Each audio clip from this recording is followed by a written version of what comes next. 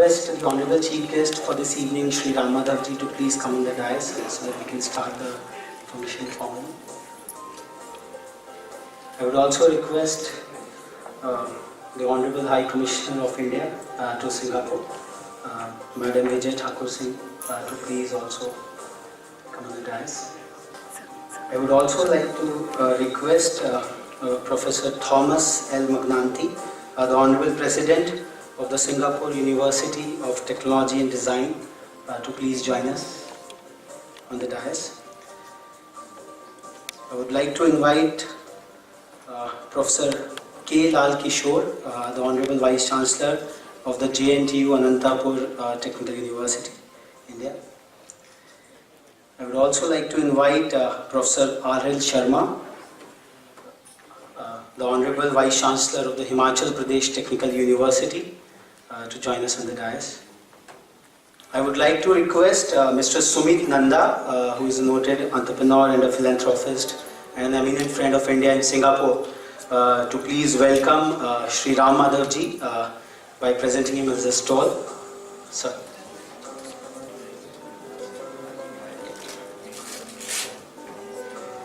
Mr. Sumit Nanda, to welcome Ram Madhav ji to Singapore to preside over this Reengineering India ceremony.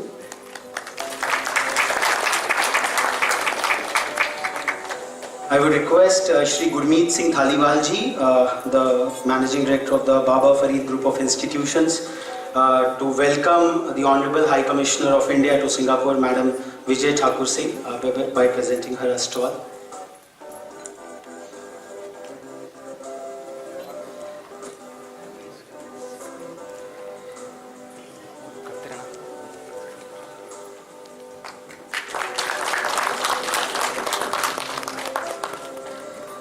I would request Shri Mehbulul Haq, who is the President of the Meghalaya University, to felicitate Professor Thomas Magnanti, the Honorable President of the Singapore University of Technology and Design.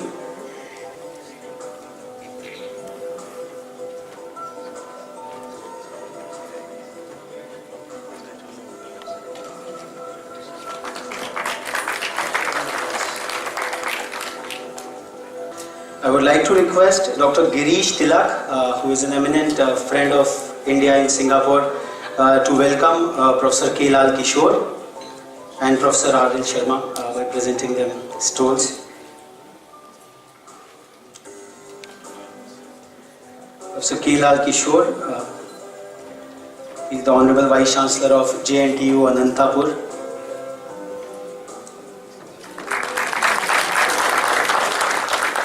I would request Dr. Tilak to also welcome Professor R.L. Sharma, the Honorable Vice Chancellor of the Himachal Pradesh Technical University.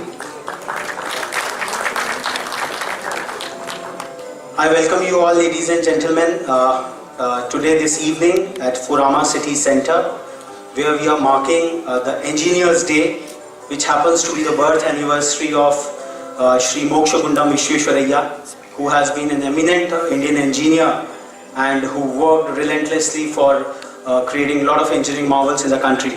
In his memory, his birthday is marked as Engineers Day. So today we are all here in this Reengineering India 2014.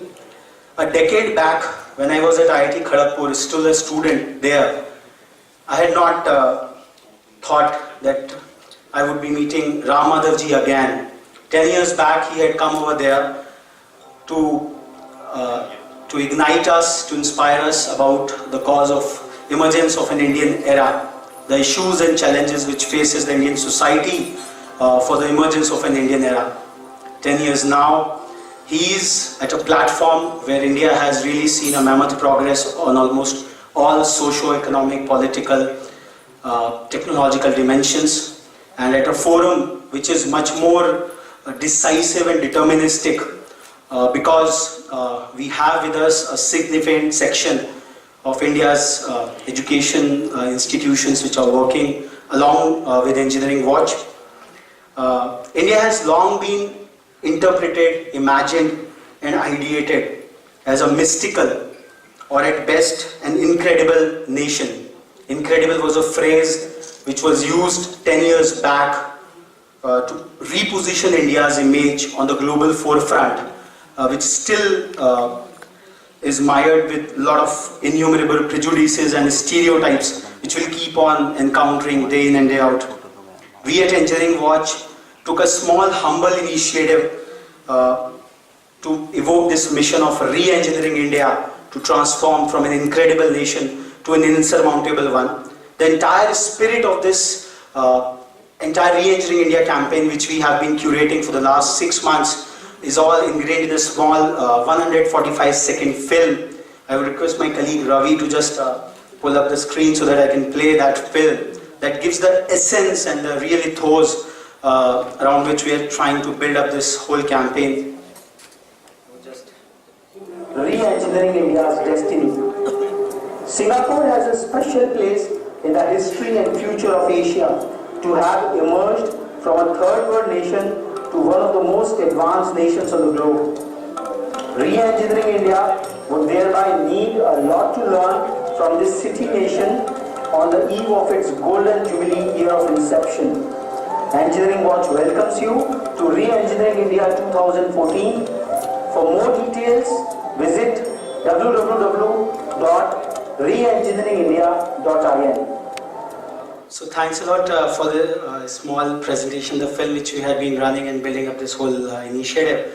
Why Reengineering India and how the whole space of it, we have been recently, the Honorable US Defense Secretary visited India, and he on record placed that India will shape the new world order. So India is really on the global footprint. That's the hope and the stuff we are trying to build it forward.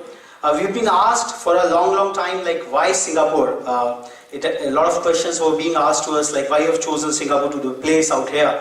One of the academic reasons which was in the film, that Singapore's growth story, the development story, has been quite inspiring, and the conditions and situations in which Singapore emerged in its 50 years of a journey are quite similar to the Indian ones. The second is obviously the emotional connect, because one of the last decisive attempts to free the country from the imperial colonial powers was had its invocation in the land of Singapore when Netaji Subhash Chandra Bose founded the Indian National Army, and we have an insignia of the same out here in the Esplanade Park. It's with that spirit which the mottos of INA of unity, faith and sacrifice, it was a catalyst. Maybe the INA effort was not successful, and historians have different views that it was the last blow to the British Empire in India, which ignited and catalyzed a large number of pro-nationalistic things, the Indian mutiny, the naval mutiny in Mumbai, and the other stuff, the other geopolitical changes which happened after that, really helped India to attain freedom right quite early in 1947. And the third and the most important, it's quite visible, like we youth, and there's a lot of things that the incumbent Indian Prime Minister, Shri Narendra Modi, the kind of hope and the kind of confidence he has emerged in the Indian nation, that after 30 years a party has come to power right on its own majority. His story has been quite influential. His personality has been quite in tune with the founder of modern day Singapore, Mr. Lee Kuan. So that imagery, the kind of hope, the kind of elaborate struggle which we had to build up a modern nation, to balance multiple issues and ideals, even in a small city nation. So that was some of the inspiration and hope Engineering Watch thought to host this inaugural Reengineering India Summit at Singapore. Moving forward, it's more of a, as the film talk, it's a sincere and serious intellectual deliberation. And not just a deliberation, but a committed action involving the engineering academia in particular, which comprises of over 50 million youth, which are spread across the country, across India, which are in 4,500 engineering institutions, which are in around 400 districts of India. Out of the 672, India has such a vast network of higher technical education framework over there. And Professor Sharma and Professor Lal Kishore will tell that how the entire technical education might of country is evolving and emerging. So this engineering academia, if it can be invoked and engaged in national development through the ongoing as well as the proposed initiatives of government and industry, certainly India's re-engineering would not be a far-fetched dream. The Reengineering India campaign has a lot of thematics. It is conceived ranging from promoting the global Indian brands, which has been a clarion call of some of the Indian multinationals, like the industry leader YC Deveshwar sir, who has been advocating like why can't we create Indian global brands when India is sitting on a huge current account deficit, where since 2008 India has become an importing country. Projects which require SRS, the user documentation, going to the villages, getting the testing of various IT products which are being prepared by the various firms in the country. If the students as a part of their second year and third year project work can go out in the villages, they will get a lot of inspiration, the real challenges and problems which the country is facing. So these are some of the major thematic areas into which Reengineering India has been advocating and working towards. Now, none of the thematics, what we feel, what will be the tools and what will be the ways of doing it across. So, one is like creating a community around and acknowledging some of the great good works. So, we would be facilitating some of the eminent edupreneurs of the country, some of the school principals who are working on different dimensions of it, the engineering leaders of the country who are creating some of the real good products, making India self-reliant on multiple forefronts, and similar kind of other honors which we want to give to, this evening, like people who are espousing the cause of Indian identity, the notion of India in its objective fashion, in a non-stereotypical fashion people have interpreted and people have been working towards. So this is a small tool, a small catalyst which we feel which will inspire people to move beyond their normal mandates and mission, and Engineering Watch has been getting a lot of success on that forefront. I would just talk about there's a lot of talk about inclusive growth. There's a lot of talk that inclusion boils down to financial inclusion. India launched a mammoth financial inclusion scheme where 1.5 crore bank accounts were opened in a single day. Now that was a magic. There was another effort which was going for the last 5 years in the name of, it had a lot of technical jargon, but it could not achieve the kind of inclusion which was happened one day. We at Engineering Watch feel that in addition to financial inclusion, the education inclusion is something which is of paramount importance, because it empowers not just the family but the entire society, the entire community, and then it creates the requisite and power. So the kind of educlusion which India has achieved in the last 10 to 15 years by spreading its higher technical education spectrum, there are criticism, no doubt about it, that we are still far beyond in a lot of quality and research and innovation. We do have some glaring examples of it where top-notch stuff is being done, but the very fact that a mammoth infrastructure has been created across the country to impart higher techno-managerial education in the country, a whole systems and processes have come over where over 4 lakh faculty members are involved in the whole process of higher technical education. So this occasion, we would like to mark the contributions of 2 of our state technical universities, the Honorable Vice Chancellors of which are present with us. They are as dignitaries on the dais. They are there. We want to mark the very fact that they have expanded the higher technical education system across their state, and they are really day in and day out working relentlessly in improving the quality and access of higher technical education in the country. I would request the Honorable High Commissioner of Singapore, of India to Singapore, Madam Vijay Thakur Singh, to felicitate Professor R.L. Sharma for the educlusion which his university has achieved at Himachal Pradesh.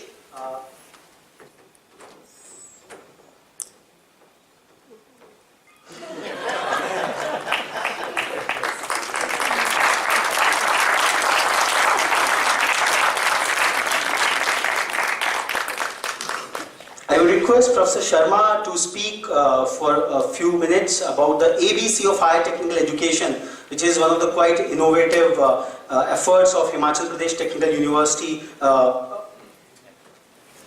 Madam Vijay Thakur ji, Honorable High Commissioner of India to Singapore, Mr. Ram Madhavji, Mr. Professor Thomas, Vice Chancellor, Singapore Technical University, Professor K. Lal Kishore, Vice Chancellor, JNTU, dignitaries, participants, and other ladies and gentlemen to this conference over here.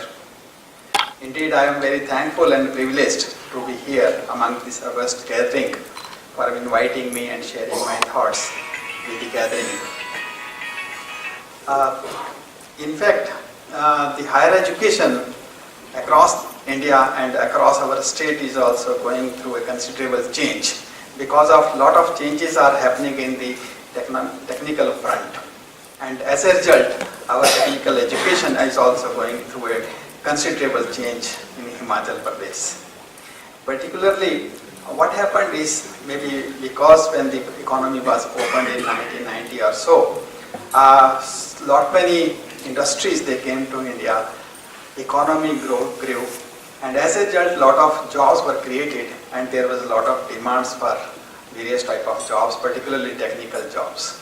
As a result, a large number of technical universities, they were opened across India and across the state of Himachal Pradesh also. But within a period of 10 to 15 years, what happened is those institutions they were opened, they could not keep a pace with the technology development. Only few institutions, particularly IITs, NITs, and maybe few institutions within government sector, they could do it. Others could not do it. As a result, every person, every student, they want to go to only reputed institutions, and because of their limited capacity, they are not able to adjust those people. Those large number of people, because there is a large segment of middle class people who can afford, and there is a demand, but they don't want to go to other institutions. So that is how this considerable change and challenges there before us, that is how to provide quality education to large segment of the population which is there. It is not that because those institutions who could not keep pace, now they are gasping for the breath. They are not getting adequate number of students. Many institutions are closing down. It is not that the demand for the quality education has gone down. There is a demand for considerable demand for quality higher education. But how to meet it, this is the challenge before us. There is a large number of universities, but if we see the international rankings of the universities, current rankings, it is difficult to believe that is we are not able to find significant number of universities in India which are among the top 200 universities in the world list. Again, I don't know what are the reasons. Either we don't take it seriously, the ranking process we don't take it seriously, or maybe that is we are not performing well. But I do believe that is these ranking processes and other things, they have got all the benefits, maybe direct benefits, maybe indirect benefits. Indirect benefits means if those rankings are there, if they are able to get those rankings, international rankings, maybe the students will get a better jobs. The prosperity will be there. And at the same time, maybe indirect type of benefits, intangible benefits which may accrue. Maybe there will be a, considerable hope for the students and the faculty to perform better, motivation for them. And if that happens, probably they will be going in the right direction. And I do hope it is not very difficult to get into those high rankings. We have to find out ways and means how to do it. One of the way I think is that since there is a lot of changes which are happening in the technological front, particularly in the ICT area, we have to use the various ICT technologies to deliver quality education to our students. Some of the universities are doing, because now there are large number of technological breakthroughs, large number of technological modules which are available. and our students can use it. This year itself, I think the number of internet users in India that will cross, I think, 250 millions. And same will be the status, or same will be the trend in the case of iPad and other things. So I think if this is the number of users of these technologies they can use, and if they are provided this type of modules through which the universities and other institutions can provide technical education, maybe at their doorstep, maybe at their homes, need not to come to the class. Only what the universities has to do is they have to manage, they have to provide the logins and deliver the quality education to the students. So that is in fact where we are putting our efforts. That is how this can be done, how we can improve. And I think if we can do a little bit, I think this will be a great service to our students and our country also. If we look on the other side, if we look on the socio-economic side, if we look on the status of our large segment of the population, I think they need a lot of innovations.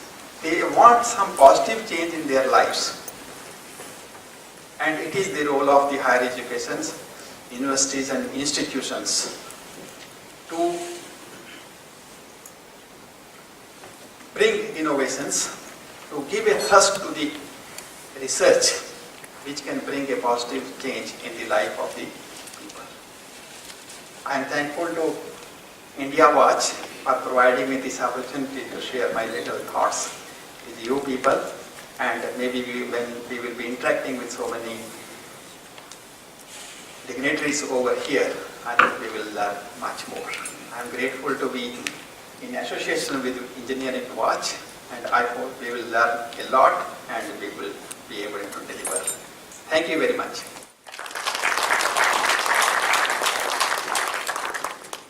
Thanks a lot, sir. I would now like to request Professor Magnati to felicitate Professor K. Lal Kishore on behalf of his university JNTU Anantapur, which has done stupendous work in integrating its alumni network with its university welfare. I would request Professor Magnati to felicitate.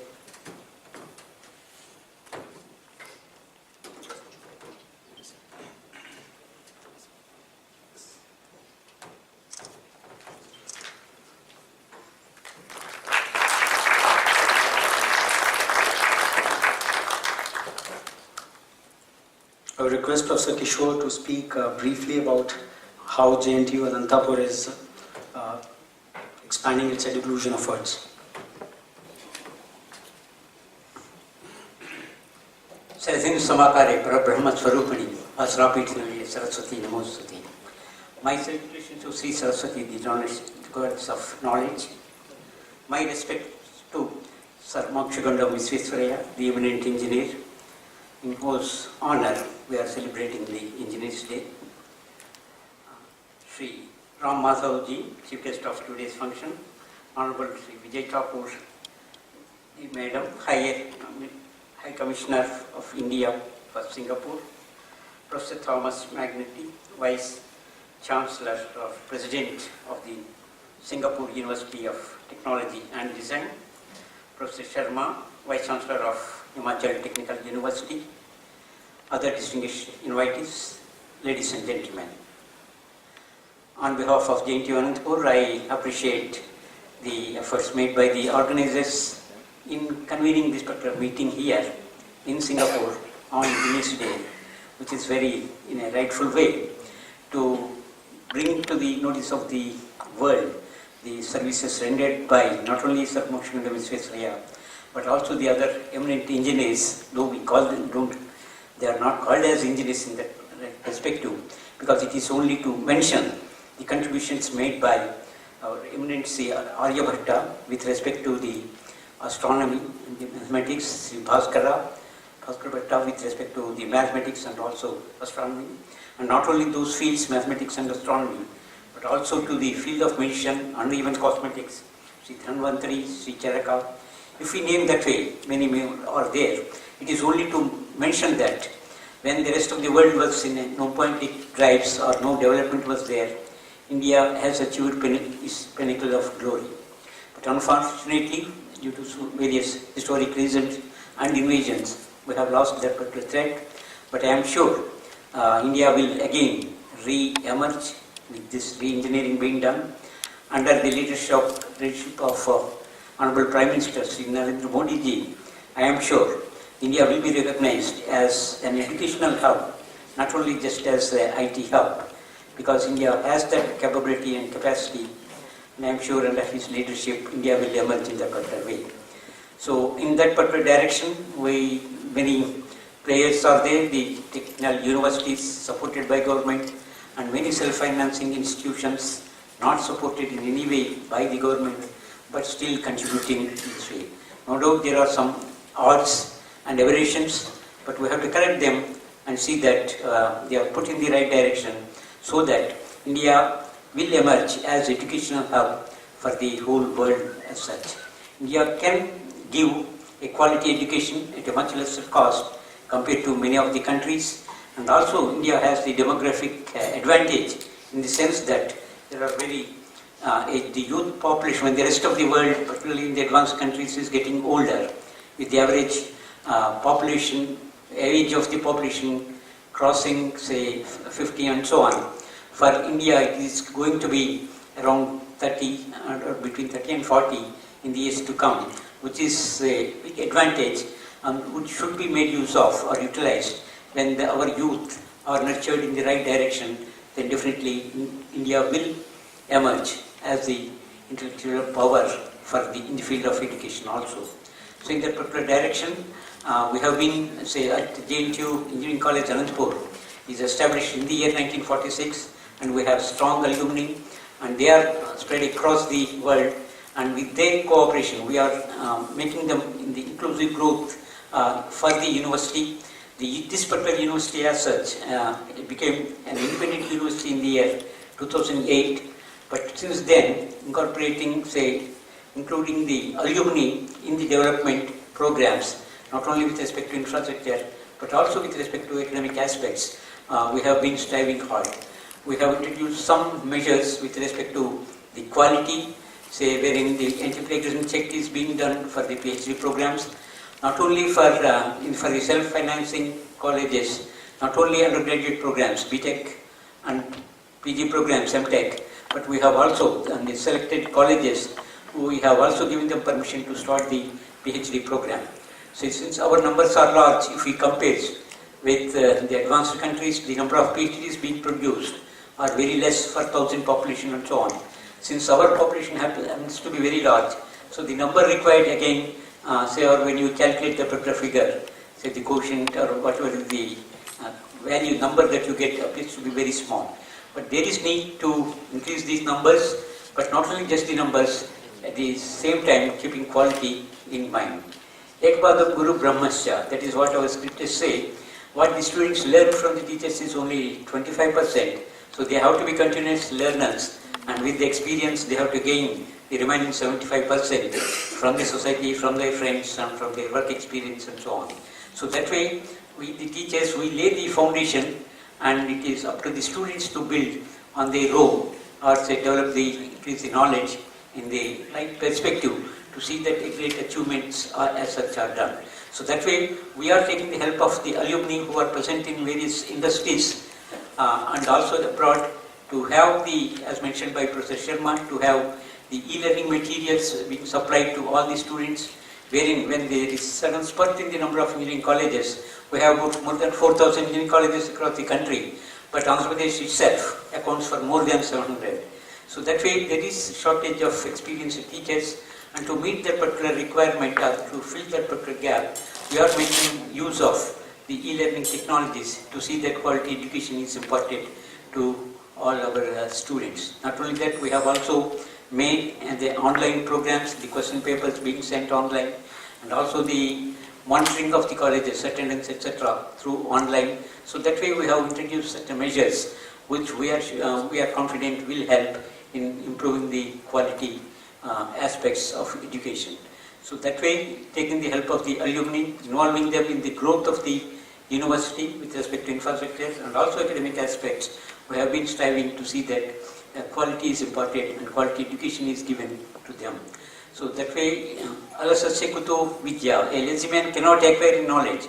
So hard work that is to be inculcated to the students at all levels. So that way we have also been striving to see that moral and ethical values among the educated public or the students will increase.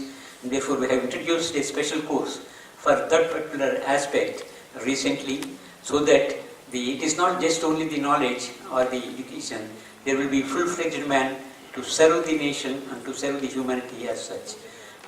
Once again, I appreciate the organizers and thank them for having given me this opportunity. I am sure with the effort that is being made by all, India will emerge as a knowledge hub for the whole world. Thank you very much.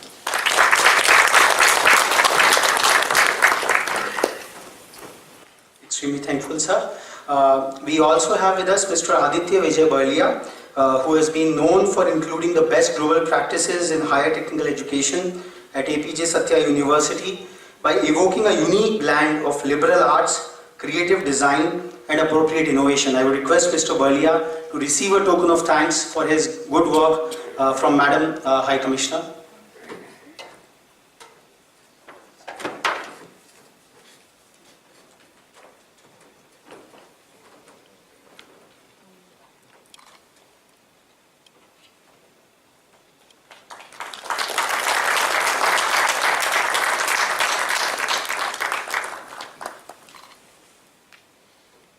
Request Aditya, Mr. Barlia to speak for a few moments as to what. I will, thank you very much for this amazing honor. I would just like to make a couple of simple points. I know there are many of my senior colleagues who would probably say a lot more that I would say now, so I'll keep it very brief. The first thing is one of the greatest challenges that is facing India right now is that every month we are adding 1 million young people to our workforce. That's about 12 million a year. This is the government's figures. That means every year 2 Singapores is searching for a job. This is an astounding number. Our entire economy growing at 7% presumably will only create 3 million jobs. So you have to really ask yourself what happens to those pending 9 million young people every year who have a huge number of aspirations. The second point which I'd like to make is that higher education across the world, and especially in India, is going under a massive existential crisis. We keep talking about buzzwords, innovation, entrepreneurship, MOOCs, online, but really from, I would say, 99% of all education institutions, they remain buzzwords to be spoken in great speeches. Very few people can actually talk about how are they actually changing their curriculum and academic system on the ground to really deliver on those.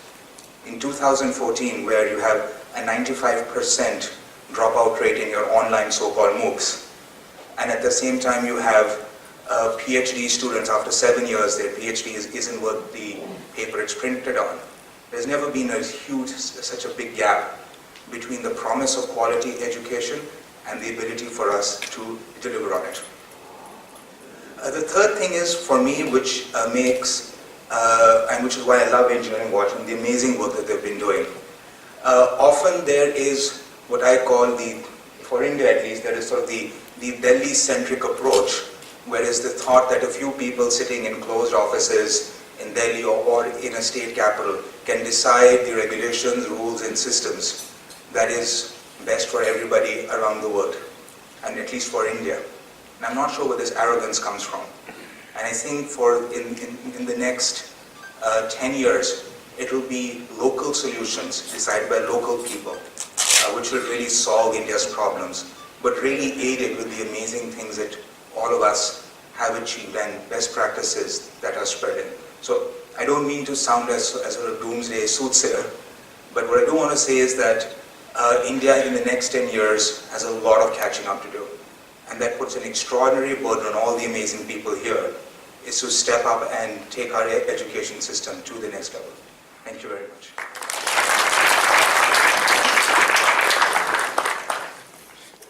Thanks a lot. We have yet another amazing personality from the northeast of the country who has been working relentlessly to expand the higher technical education in the 7 sister states of India.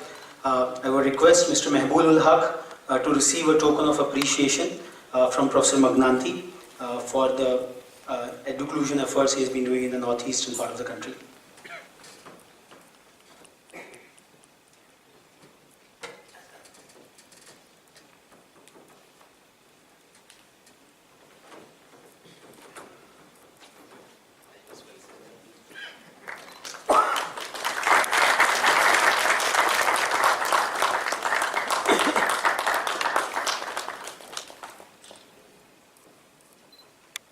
Thanks a lot, sir. Last year, okay, please.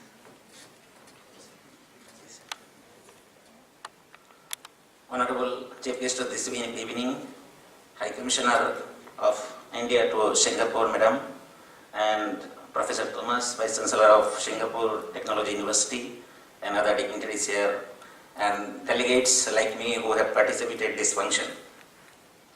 I am impressed by two things, and presently I am here, that the peer activity done by Engineering Watch among the engineering community, and channelizing and communicating with all the peoples, and today we are here to share our experiences.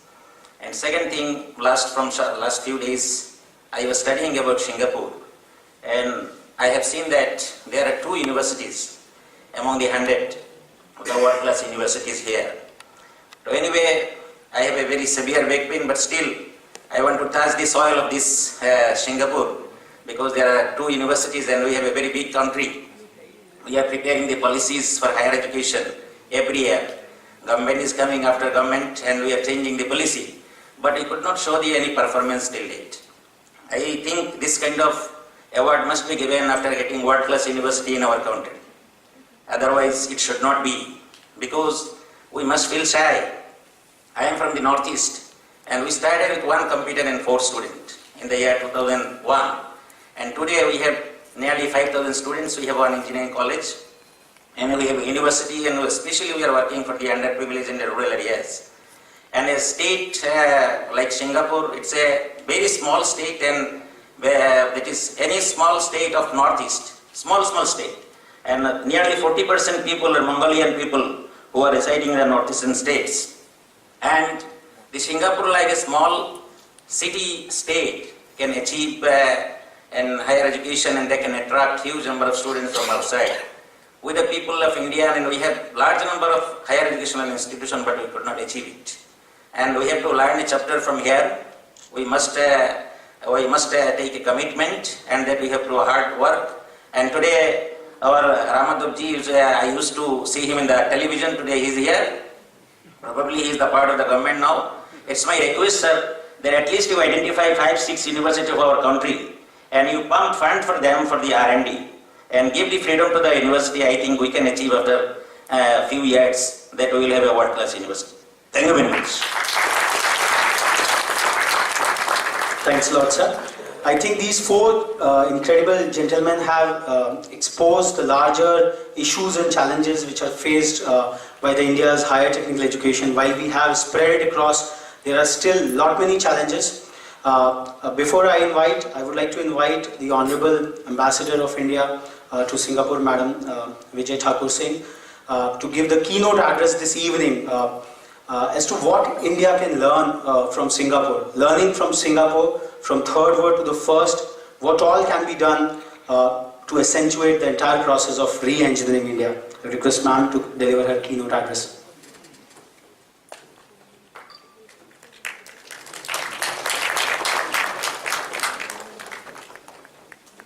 Good evening to everybody, Honorable Chief Guest, Ram Madhavji, all the dignitaries on the dais, Professor Thomas of the Singapore Technological Universities, Professor as well as Professor from Himachal Pradesh.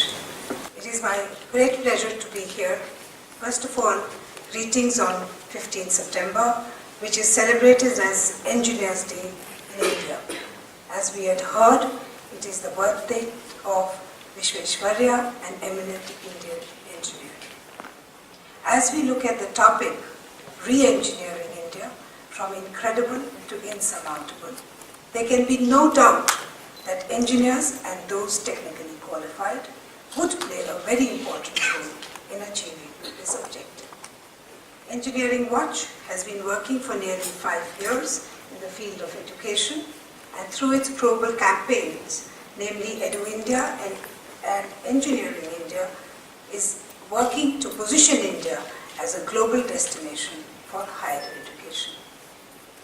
Engineering Watch has now registered in Singapore with Mr. Raghav Mittal and Mr. Ravi Bokarna as its directors, and I congratulate them for their presence in Singapore. Engineering Watch has been conferring awards for the last 3 years in ceremonies held in India. For the first time, the award ceremony is being held outside India, and they have chosen Singapore to do that. So I hope that it will be a pioneer event, and that in future you would come back to Singapore again, not just come once.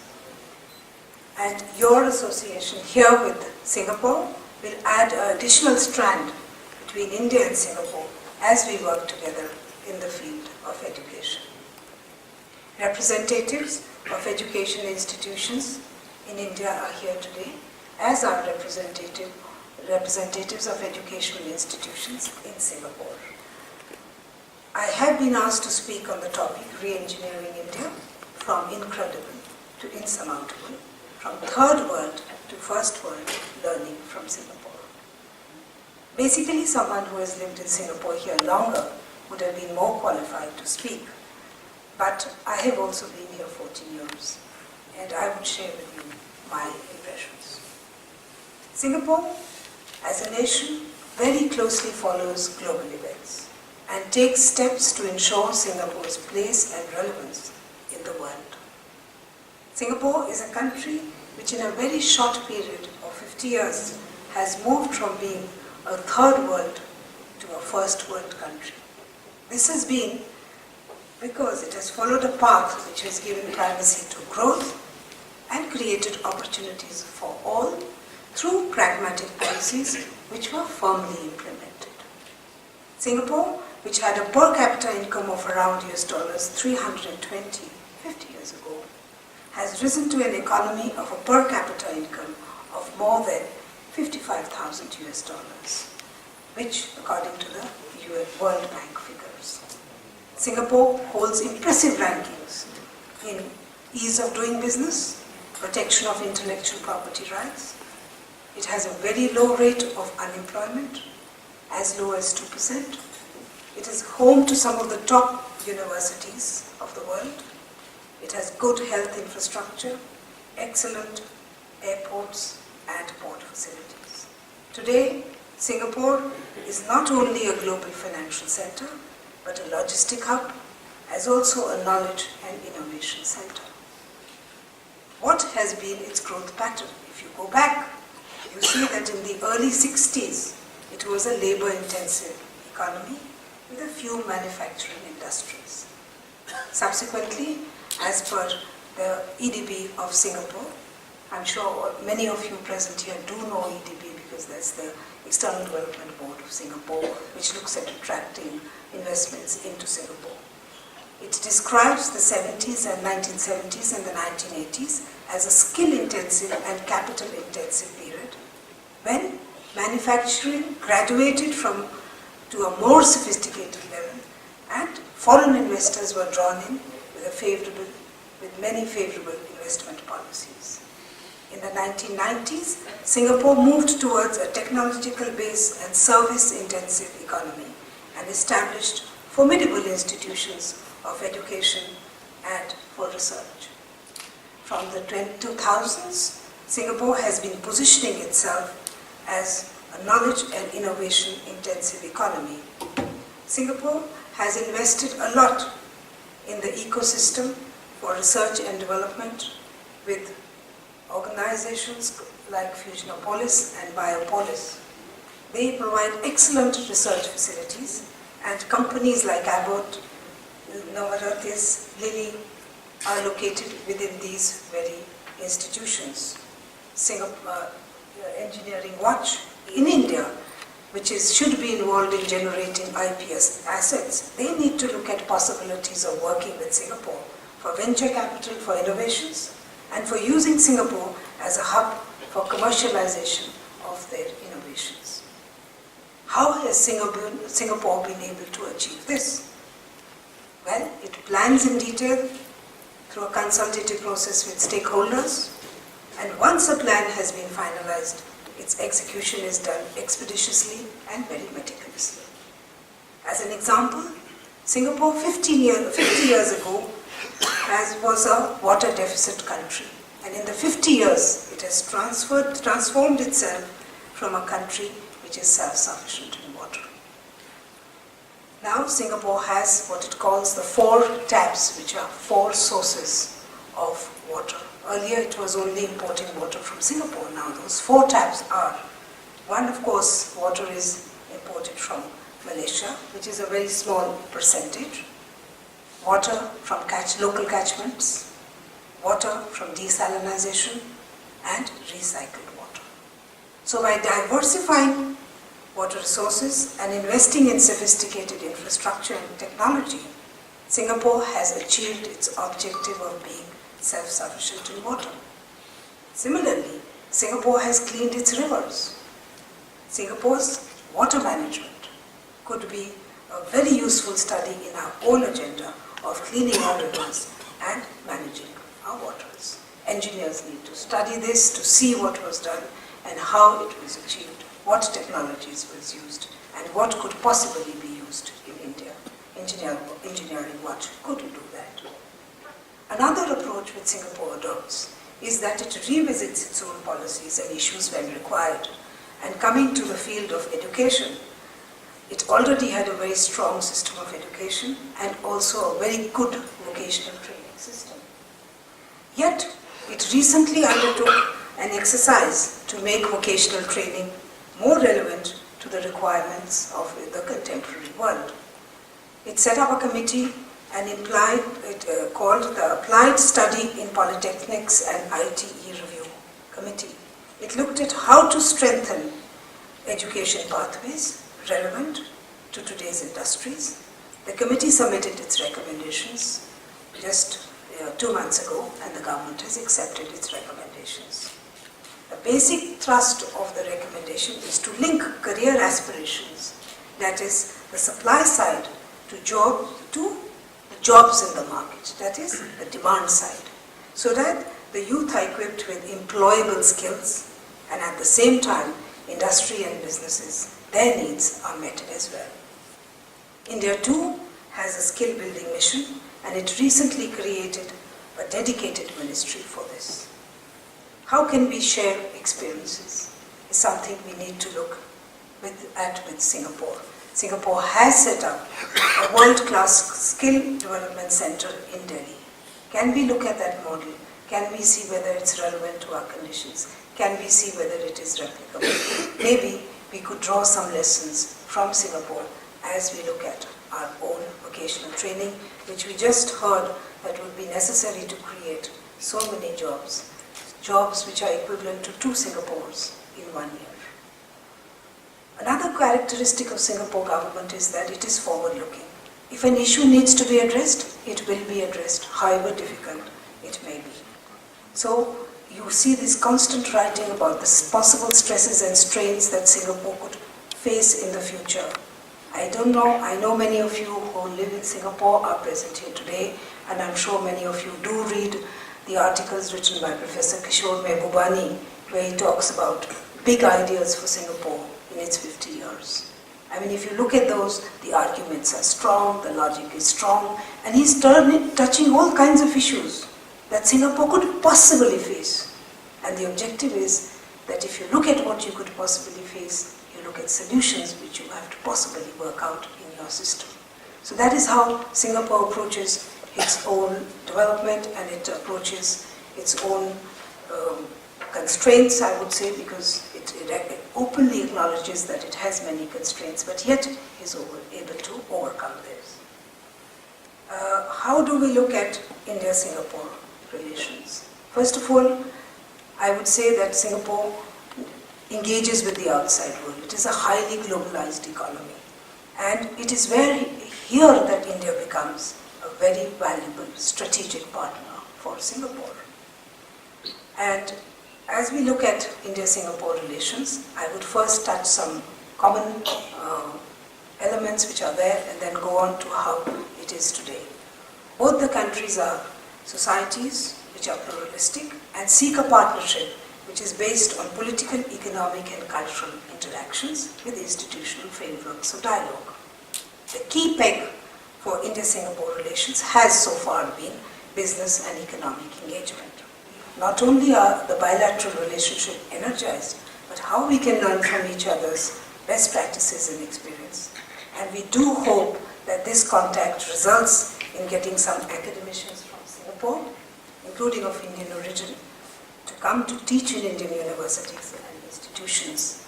This is important because in that way we will be able to share knowledge, and that knowledge would be important on both sides. I am confident that India and Singapore will be partners in growth as India re-engineers and re-equips itself to move from the incredible to the insurmountable. With these words, I convey my good wishes to all. Thank you. Jai Hind.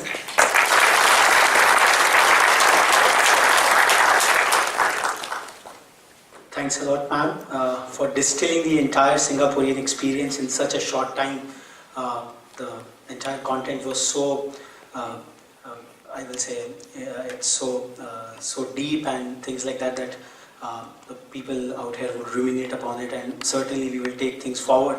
As Engineering Watch and as making our footsteps in the soil of Singapore, we felt to share the incredible Singaporean story based on the works of its founder, president and the other stuff, to initiate something called the Singapore Quiz in India, where we would be taking the incredible message of Singapore to the 50 lakh odd engineering students, and so that they can know more as to how this small country has become water surplus from a water deficit country, how they have purified their rivers and how they have created such a spick and span country. So these learnings have to certainly go into the academia instead of getting awe and reverence for Singapore. Many of the people who we had a shoot at the Merlion in the morning where we had a video shoot. We asked like to what all their institutions are doing. So this is the real learning from Singapore, the sharing of the Singapore story through this quiz, whose finals we would be holding in Singapore next year from August 9 to August 15th. So this is a humble effort from Engineering Watch side. Madam has been really generous to make it to this occasion despite having several other pressing schedules. I would request my colleague Dr. Surbhi to present a token of remembrance to Madam High Commissioner for making it to this occasion. Madam, after that, can stay as much as she pleases. She has other engagements as well. So I would request my colleague Dr. Surbhi to present a token.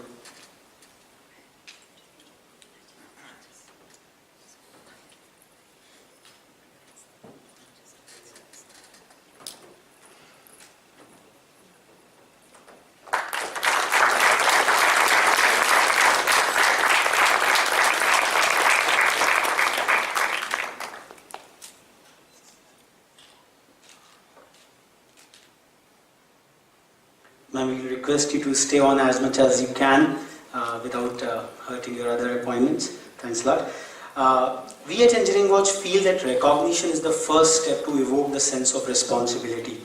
As many of the speakers during the Educlusion Awards, they cited out a large number of challenges and issues which are being faced by the India's higher technical education. But cynicism or skepticism, it handicaps us. It doesn't let us work, and as our Prime Minister says in his first speech after moving out from Gujarat at the SRCC, he said that I see a glass full half with water with both the eyes. Adha pani se bhara hai aur adha hawa se bhara hai. At least India, which has such a vast landmass and such a vast country, we have been able to create a significant amount of physical infrastructure where at least higher technical education can be imparted. Yes, miles have to be covered. Considering that last year on the occasion of Vasant Panchami, Engineering Watch had recognized some 100 edupreneurs from across the length and breadth of the country. All these edupreneurs, the founders of private technical educational colleges and universities, were recommended by the State Technical University Vice Chancellors, depending on their vast interactions with these individual entrepreneurs. The ceremony held at the Russian Center on Firoz Shah Road, Delhi, was received astonishingly well, and it somewhere ignited a ray of responsibility amongst these entrepreneurs that they have to now move on to the next level once they have balanced their self-financing challenges and the day-to-day operational stuff. They have to move on to the next level. This year, if you can see that India has got around 100 cities, the 100 edu destinations where we have more than 10 engineering colleges. They spread across the length and breadth of the country. So these edu destinations are somewhere where the real magic, the real growth can happen. Engineering Watch is advocating for positioning these engineering colleges as the growth centers. The students of these campuses can go out and visit the SMEs, they can help the local administration. A whole lot of innovative exercises can be conducted out there. And with this sincerity of the cause that for a lot of emerging countries in the world, we have a 2.19 crore worth of people of Indian origin. Indian National Army was all raised from the prisoners of war, but today, if India's development has to be seen inwards, these 2.19 crore people of Indian origin can play a real good role. So Engineering Watch focusing on these PIOs and the students from the emerging nations for whom India is still a Jagat Guru. India was visited by a lot of scholars in the past.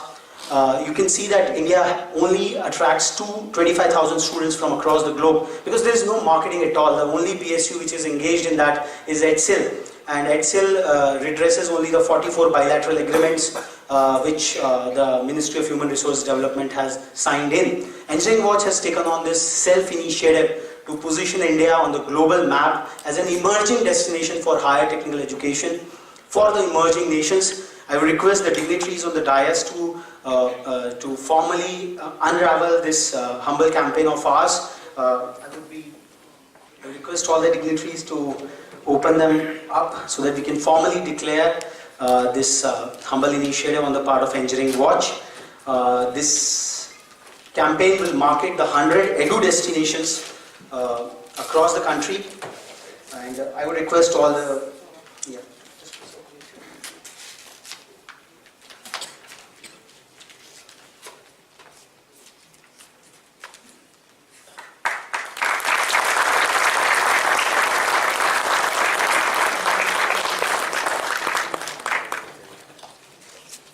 So as a part of this campaign, we are creating a elaborate Edu India portfolio where the historical and the industrial might of these 100 Edu destinations is being compiled, and these educational portfolios will be sent across to all the 205 embassies and missions and consulates of Government of India across the globe, so that at least as the Prime Minister has been envisaging that our embassies across the globe should become the marketing upfronts of the country. So at least this quality material will invoke that information across, that we have at least in number of quantity these kind of educational might across. A major social campaign in lines with what USA does, what Australia does to market their higher technical education. We also plan to shoot a number of videos. We have been going to the campuses across the country, doing campus walks, unraveling, unveiling the engineering campuses, their governance, their infrastructure, their intellectual capital, and the multifaceted interfaces which you will be seeing as a part of our Edupreneurs Awards, that how much the edupreneurs in various parts of the country are striving at and giving all their personal time into it. We would also be putting up a helpline and a whole lot of other efforts to position as a common platform India's higher technical education. As a mark, this we could do only because when we found that there are really at least ignited souls, ignited edupreneurs from across the country who are working relentlessly in pathetic conditions, in really tough conditions. It's really good to erect an institution in a place where electricity comes 24 hours a day or something like that. But in a far-flunged area, to just manage the basics is a challenge. It's something which needs recognition.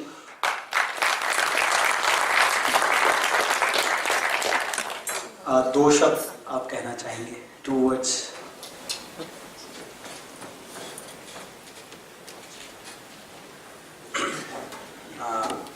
my dad has been my idol, and I'm trying to follow whatever practice he's following for almost like more than 30 years now.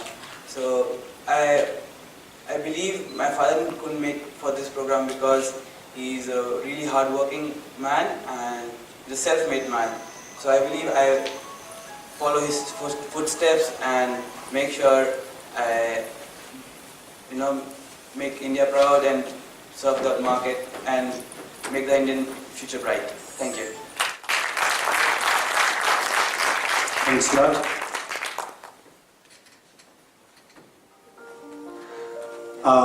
Lastly, I would like to invite a very special personality. He's been a kind of a mentor and a mentor for a large number of young students. He went to college, MNIT Allahabad, then appeared for civil services for a while, and then he took on the dedicated cause of teaching the school children. I would like to invite Shri Nikhil Pant, the founder secretary of Richa, who has carried out some fantastic synergistic programs between schools and neighborhoods for evoking a very, very silent but a very strong social change. You will hear from him about some of his activities which he has done in Delhi and other places. I would request Ram Madhavji to felicitate Mr. Pant for this incredible efforts and endeavors of his.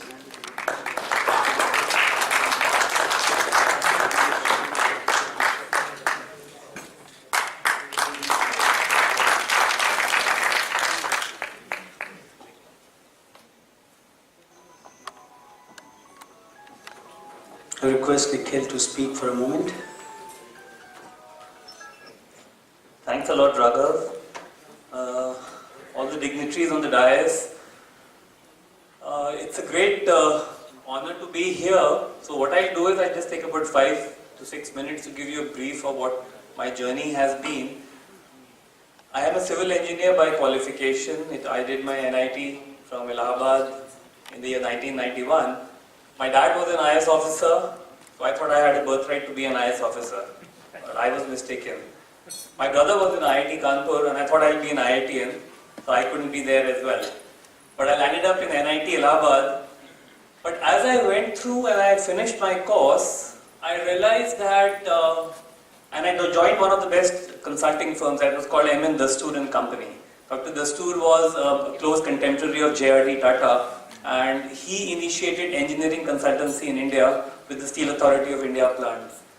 But as I went for my consulting assignments, I realized that I was a total misfit. Why did I become an engineer? I used to always ask a question to myself, what is my FX in life? F bracket X, being a student of maths. Why did I become a math student, for example? So one fine day I just picked up the phone and I called my wife that, Ruchi, I think I need to resign because I just don't know why I'm here.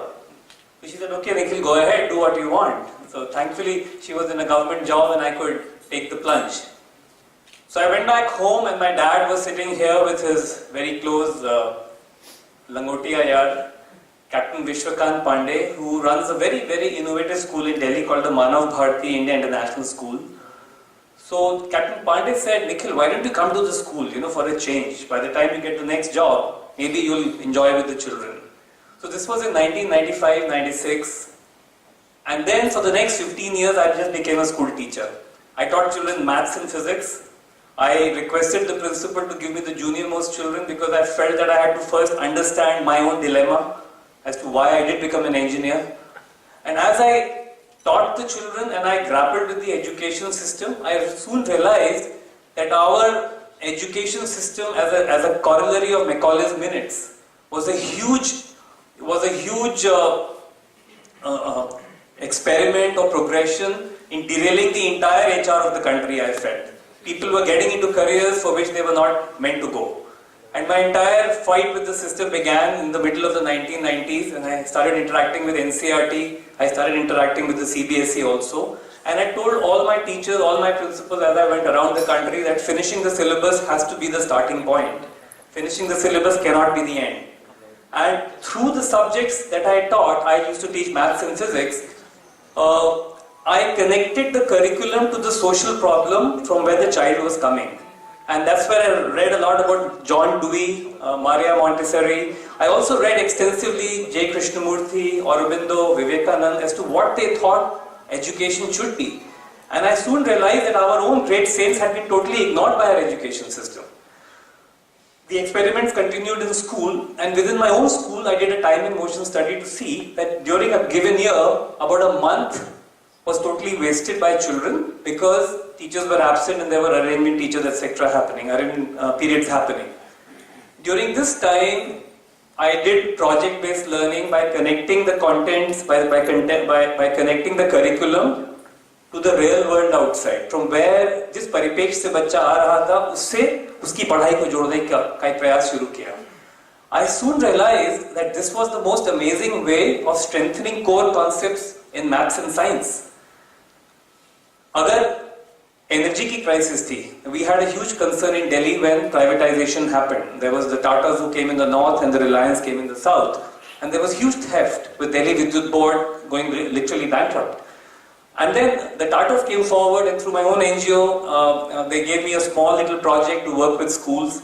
I began mapping the course and the content from class 5 to class 10th to the energy consumption that every consumer was doing. And we came up with a very unique concept called the Energy Club. By taking up this club in the community and in the school, we soon realized over a period of time that theft began to go down in the NDPL areas, in the Tata areas. So that made a lot of business sense to the company which was distributing power. Parallelly, within the class, I felt that the marks of these children began to go up, especially the children who were very, very laggards as well, who were supposed to be very bad in maths and science. I kept on documenting all of this. And in fact, this led to formation of something called the Samir Clubs, which is social action movement for education and eco-restoration. And in the communities, I connected with the parents in the neighborhood. And I said, you please start giving time to the kids beyond your family. Why did Christ say, love thy neighbor? You need to go beyond your family. If you want to have an extended family, आप अपने talent को पड़ोसी के बच्चे के संग भी थोड़ा share करिए.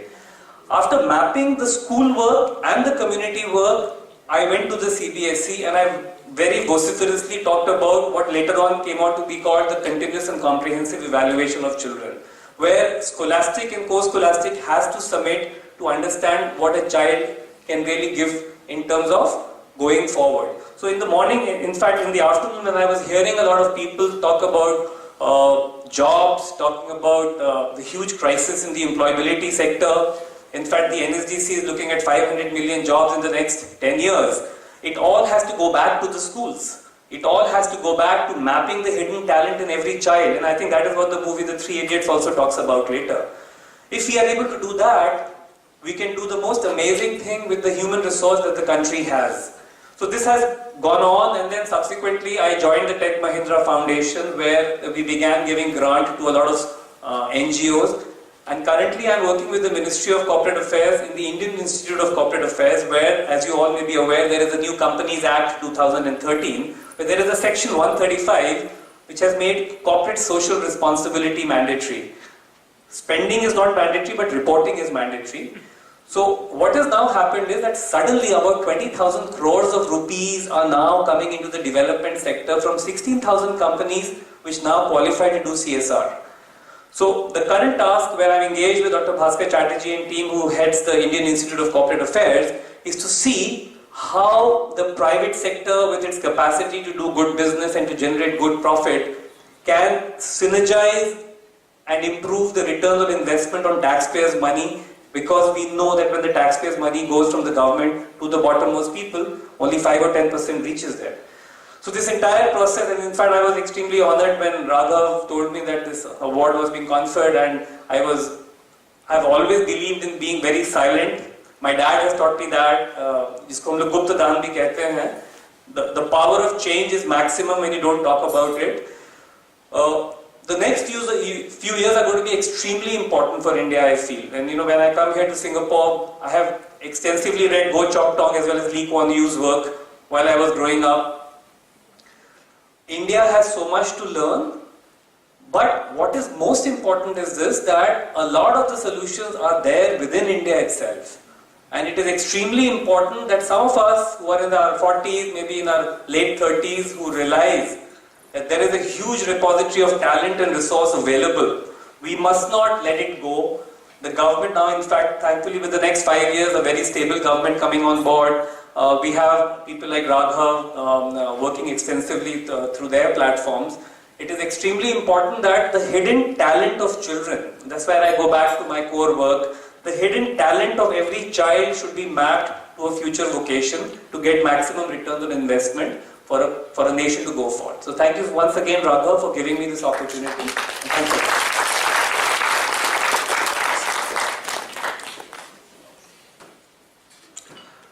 Thanks a lot, Nikhil, for such an invocation. I would now request Professor Thomas Magnati to give his observations and his learnings as to what the Indian entrepreneurs, the school principals, and the India's engineering majors can learn from Singapore's story, and how his institution can lend that aiding hand to all the participants out here. Professor Magnati.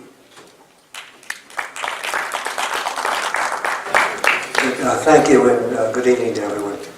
First of all, I must say that I'm quite inspired by what I've heard this evening. I'm inspired by the outstanding work that my fellow educators have been doing in India.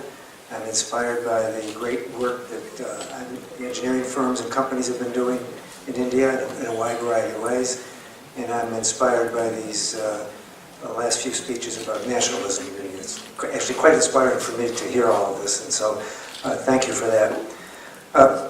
What I thought I might just say a little bit about, we're all here tonight in some ways to celebrate engineering, to celebrate education. And we think about what engineering has done for our lives. The National Academy of Engineering in the United States, through a rather extensive process, identified the top 20 accomplishments of engineering of the last century. So I want you to think back to the year 1900 and think back to the year 2000 and think about life in the year 1900 and life in the year 2000.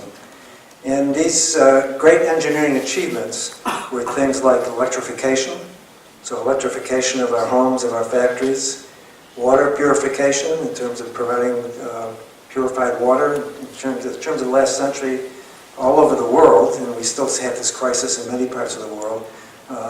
Millions and millions of people every year died of waterborne diseases. Engineering led to healthcare technologies of a wide variety of ranges. It led to transportation innovations in automobiles, airlines. It led to the electronics revolution as we know it today. And it led to one thing after another. Our prosperity, economic prosperity, and our social prosperity depends upon engineering. It's depended upon it for centuries, and it will continue to depend upon it in the future. And as educators and as individuals involved in the engineering enterprise, as represented in this room, we have an obligation. We have an obligation to look to the future and to provide an education and provide the human resources so that 100 years from now, when people create that next list, it will be as powerful and it will be as important in terms of our prosperity. I'm often asked when I talk about this list, Professor Magnati, what's the list going to be like the next 100 years from now? And my answer is, I'm not smart enough to know what that list should be. What I am smart enough to know is that engineering is going to play the same type of role in terms of affecting our economic and our social prosperity. Now, Singapore is, I think, a nation that has gained enormously from that. It's also gained enormously from its enormous investment in education and its enormous investment in the research enterprise. I've been coming here rather regularly for 20 years. By the way, I'm a long-term faculty member at MIT. You've heard that place, that small technical institution in Cambridge, Massachusetts. I was Dean of Engineering there for 8.5 years, but I'm the faculty for 43 years at MIT. And MIT has had several programs here, coming back to about the mid-90s, 1990s. And it's been enormously impressive to see the advances that have been made in the educational and research sector here in Singapore. So when I first came in the 1990s, the two large, highly rated universities in Singapore, the National University of Singapore and the Nantan Electoral University, We're both well-recognized universities, but basically teaching in national colleges. And over this 20-year period, they've risen almost daily, as you can see it, in terms of the rankings of the international enterprise. And they've done this in a wide variety of ways. It's by the process of innovation. It's by a process of changing the way they educate and how they educate. And it's by a process of embracing research as part of the educational enterprise and bringing research to the classroom. Now, just a word or two about this new university, the Singapore University of Technology and Design. It is being established in collaboration with MIT. It's MIT's largest educational project in its 150-year history, so there's 100 MIT faculty working on this. And just as you're thinking about re-engineering India in a wide variety of ways, we're using this opportunity to think about re-engineering technical education, higher education. And so in this new university, just a word or two, we have no traditional departments and no traditional schools or faculties, you know it. We have no traditional degrees. So typically you go to even my beloved MIT and you study mechanical engineering, electrical engineering, civil engineering, etc. And then you go off and you learn how to apply it into the world. And we just had this wonderful, inspiring talk about engaging the world in terms of what we do, in terms of our children and our students. The world needs mechanical engineers and it needs electrical engineers, but what the world fundamentally needs is products, services, and systems. It needs products, it needs services, it needs systems. So why don't we organize our educational programs around product, service, and systems around traditional disciplines? And we've done that in this university. So we organize around architecture and sustainable design, engineering product development. It could be products from nanotechnology up to jet airplanes, mechanical products, electrical products, or molecular products. Engineering systems and design. Many of the major problems that we face in the world are large, complex technical systems, environmental, energy, transportation, healthcare, etc., etc., etc. And then finally, information system technology and design, big data, pervasive information, etc., etc. So just as you in this room are working actively day by day to make investments and improvements in India through re-engineering, we in our small way are trying to make this change to higher education by anchoring in this new way of organizing higher education and also a new way of teaching, and it really echoes with this last speech. We've now turned our back completely on large passive lectures. So typically go to university, 300 to 500 person large lectures. Educational psychologists and engineering educators and educators who have told us it's a terrible way to learn. People do not learn well that way. So we instead organize around cohort-based learning communities where 50 students at a time will be in a room that's easily configurable. They're typically working together on problems that are application, action-oriented in terms of what they're doing. There's really no other university in the world, to our knowledge, that does this at this scale in terms of providing that. So we hope that that some of these innovations might make their way to India, might make their way to the school system there and the higher education system there. But I might just, first of all, I want to introduce one of my colleagues, Professor Aditya Mathur, who is heads up our information system technology and design pillar. He's was a well-known educator from India, wrote the first semiconductor book, microprocessor book, first microprocessor book in India, and helped to establish the first computer science program in India many years ago, and now we're privileged to have him join us for this year. So I might just close by saying I'm proud to be an engineer, and I'm proud to be an educator. I hope you're proud to be an engineer, proud to be an educator, and proud of your country. Thank you.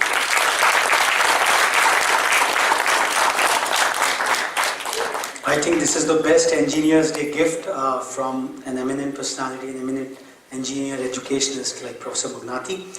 I would also like to take this opportunity to request Professor Mathur to share his views and his observations this evening for a moment because it would be really illuminating for all of us this evening.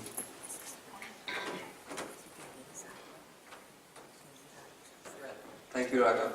I really don't have to say anything more, especially after Tom has told you what we are doing here in Singapore at SUDD. But I would just like to mention a few things. I really enjoyed listening to the speech on the language, because actually one of the Nobel Prize winners who was visiting us from MIT, something like that I mentioned to him. But you did it beautifully today. I was always wondering, is there anybody in the world who thinks like that, this thought that has been coming to my mind? And you must have heard of one of the great Indian literature on Hindi. My goodness, I'm forgetting her name. She used to say always that you must learn the basics in your own language. I must, probably Tom Mignati does not know, Tom does not know, I was chucked out of school because I got 2 out of 100 in a spelling exam. And then next day the teacher called my mom, and thank you very much, Aditya is gone. So thank you very much, that was a beautiful speech. And the speech on education that Mr. Pant gave, I think just now, about the new ways of educating, beautiful, beautiful. And I'm really impressed with what you guys are doing in India, very impressed. Because when I came to Singapore, and Tom invited me, and I was very impressed with what Tom's vision was, and that's what attracted me to Singapore. And today here, when I was coming with Tom, I was wondering, what is going to happen here in this, there are mostly awards and so on. But the speeches are absolutely fantastic. I'm so impressed that I always knew that India has brilliant people, except me, of course. But today's speeches were absolutely fantastic, and that's all my feeling is. Thank you very much. Thanks a lot, sir, for reiterating the assertion on the language. And in fact, yesterday happened to be the Hindi Divas, and the Hindi Pakhwada is being organized across India for 2 weeks, something like that. And as the famous Indian poet says, Nij bhasha unnati ahe, bhasha sab unnati ko mool. The language is the basis of all development. That's the sentiment which has been expressed variously, invoked by Sanu sir and then Professor Mathur. We have with us a very special guest, an eminent friend of India in Singapore, Dr. Girish Tilak. We would like to request him to give his observations and the message which, as one of the organizers of the Indian community out here in Singapore, the kind of feelings and aspirations which this quite prosperous and quite, I will say, good community want to contribute back to India. So I request Dr. Tilak to give a brief address.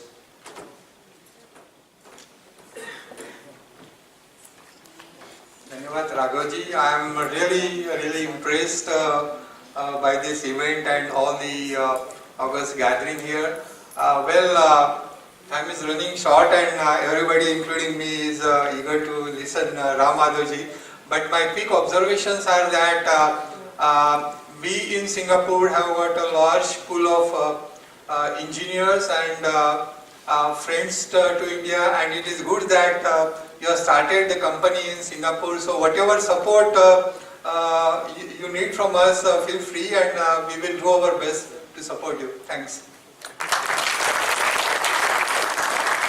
Sir has really kept it short and sweet. Without losing any further time, I would request Shri Ram Madhavji to give his presidential address in the light of this famous invocation of Shri Aurobindo. Sir. All the eminent personalities on and off the dais and friends.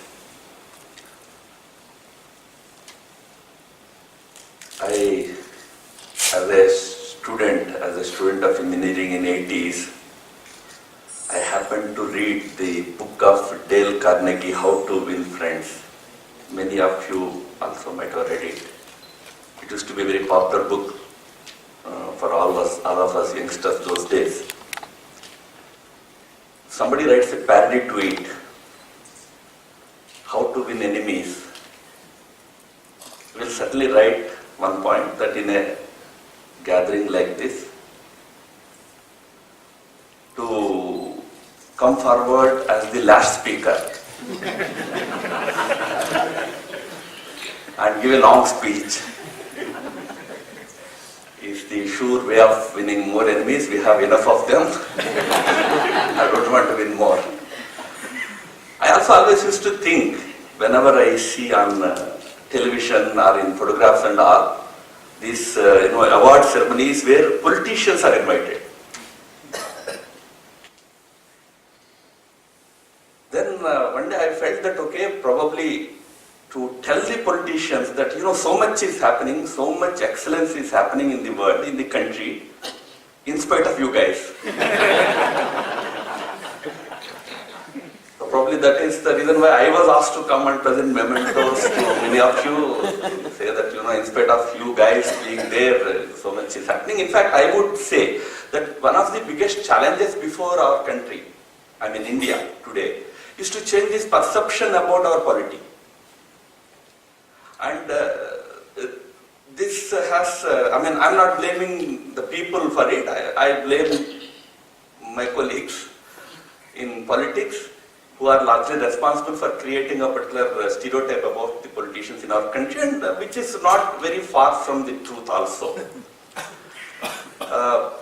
Friends, it's a very wonderful occasion, and I'm not intending to give any long speech.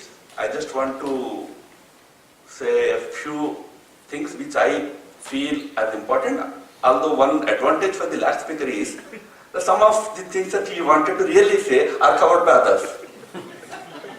I'm not saying it for the sake of saying, it's true. For example, Sankrant's thing, I wanted to stress upon that. He stole that point from me. But for the good, he articulated it in a much better way than probably I could have done it. In fact, yesterday I was at a very big function of this Hindi Divas, which Raghu was mentioning. We started celebrating it as Bharatiya Bhasha Divas, because after all, India has many languages, at least 16 of them are recognized as national languages. So Bharatiya Bhasha Divas, there also we discussed about the same issue of language as being a very crucial part of our entire development story. For us, talking of this whole development growth story of India, it has happened in spite of governments, not because of them. The real story of India's success and growth has always been written by certain dedicated, committed, and patriotic Indians. That's the fact of the day. Today, if we have large forex reserves in India, it's not because government is selling anything and bringing forex from other countries. It is our entrepreneurs, not just entrepreneurs, but small-time employees that go from states like Kerala and others. They get huge forex reserves for our country, which then we spend as per the whims of our leaders. So India's growth story is always written by ordinary Indians, and that fact is highlighted time and again in these conferences and all. We see that how much good work happens. Sometimes known, sometimes very anonymous way. And I can tell you this is the secret of India's continuous its existence and its growth. So a couple of challenges that we see, because right now I am a representative of a party which is the ruling party of India, and some people have talked about 5 years stability. I talk about 10 years stability at least.